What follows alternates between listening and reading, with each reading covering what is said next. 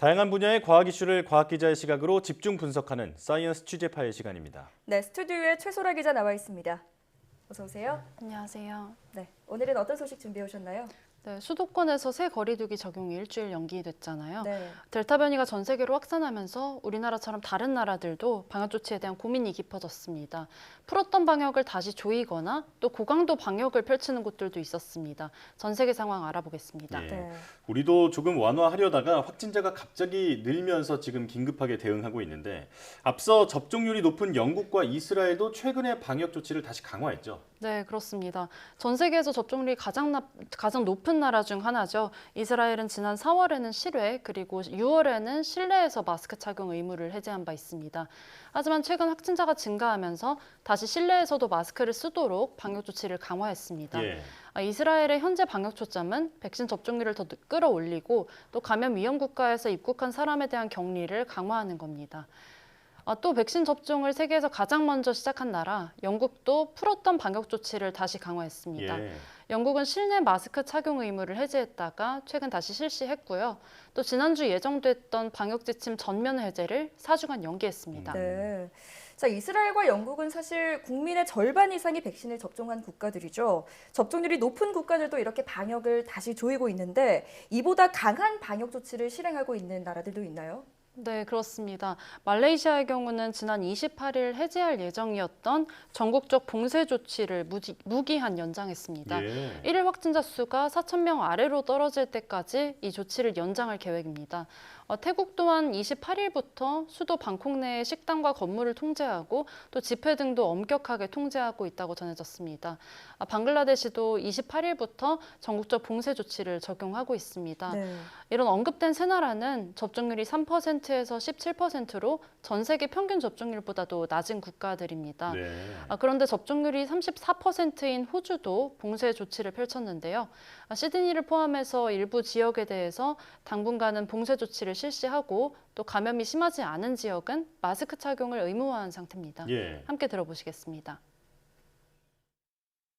Am really sorry about this, but as I will explain, it is absolutely necessary.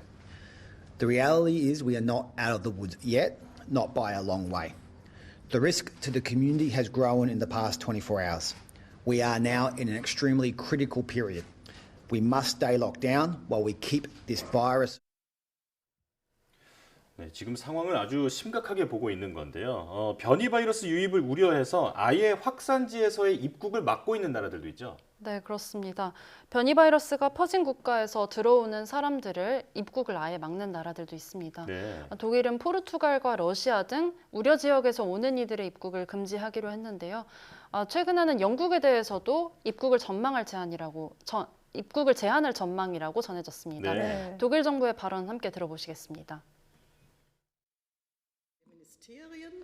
Wir erleben derzeit zum Beispiel in Großbritannien, aber genauso auch innerhalb der EU in Portugal, wie schnell Infektionszahlen und damit auch Hospitalisierung und so weiter aufgrund neuer Varianten steigen können. Und das zeigt uns die Delta-Variante eben.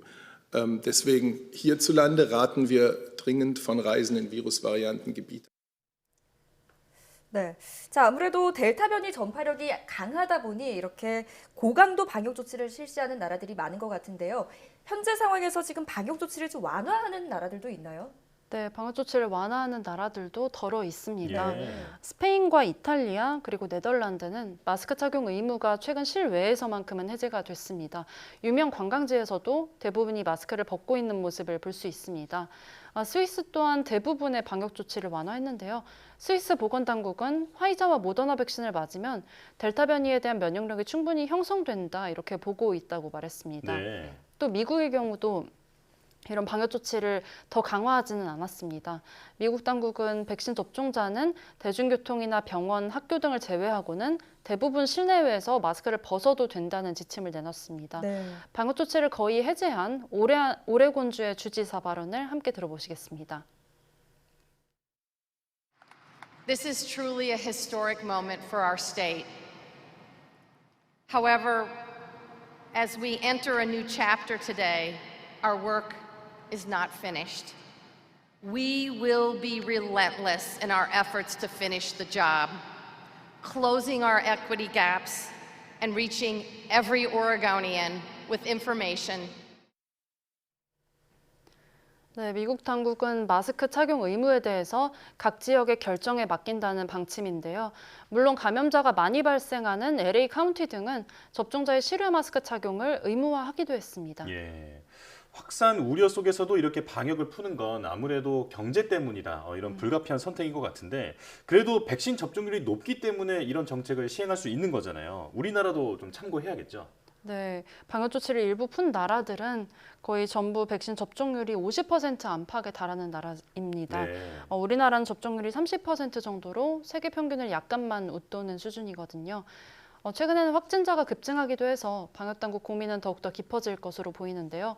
방역당국은 예방접종자는 실외 활동할 때 마스크를 착용하지 않아도 과태료 부과 대상에 포함되지 않는다면서도 과태료와는 별개로 사람들이 많은 곳에서는 예방접종을 했더라도 마스크를 착용할 것을 권고한다고 밝혔습니다. 네.